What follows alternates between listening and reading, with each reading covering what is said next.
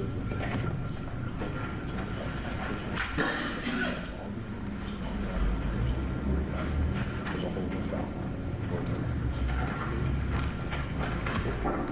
right.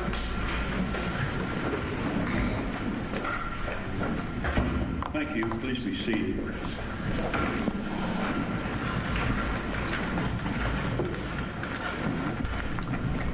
Good afternoon.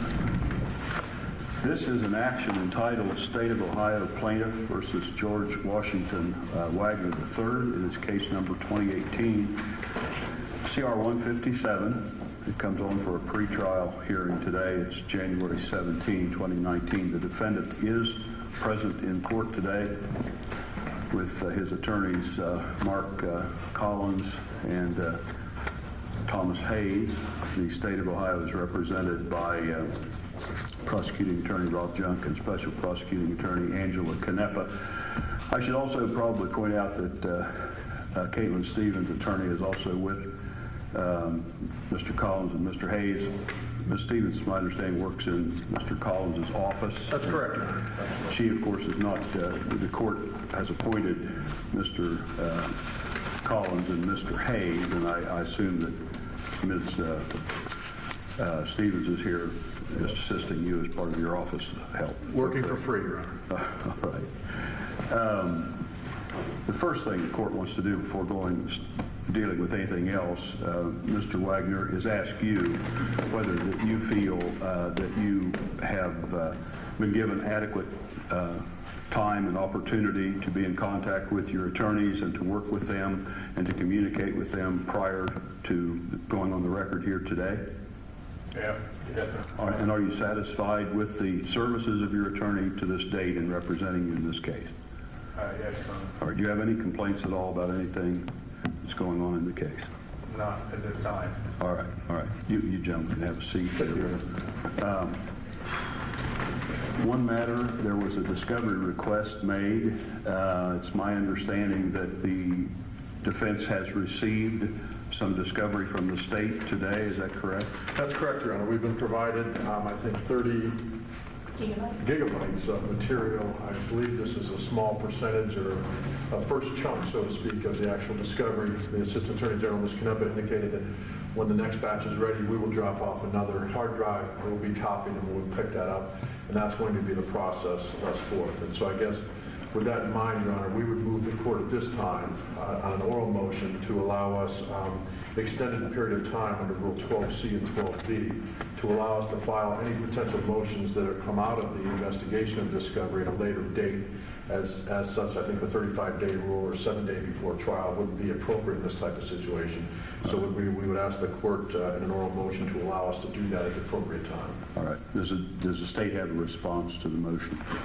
We have no objection, Your Honor. The court will grant the motion to extend the time for the filing of pretrial motions. That extension, the court will grant that and extend that indefinitely. At this point, the court will set a definite cutoff date at a future time.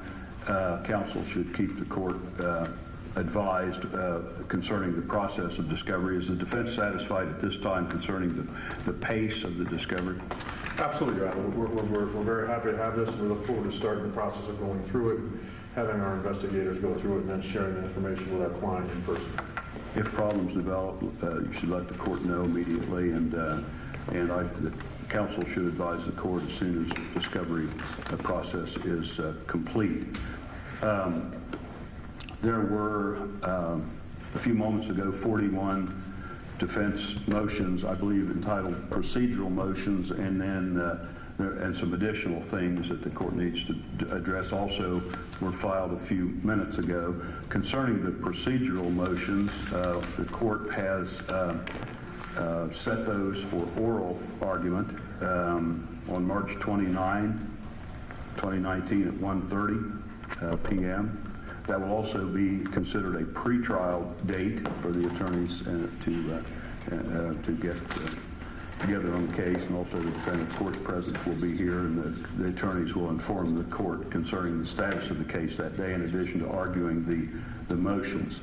The state is given until the end of February to respond in writing to those motions, and then they will be orally argued on March 29, 2019. Does the state have additional oral motions to make today? Yes, Your Honor. At this time, we are requesting that the defendant, Mr. Wagner, not have any contact directly or indirectly or through third parties with any of the co-defendants in this matter, Your Honor.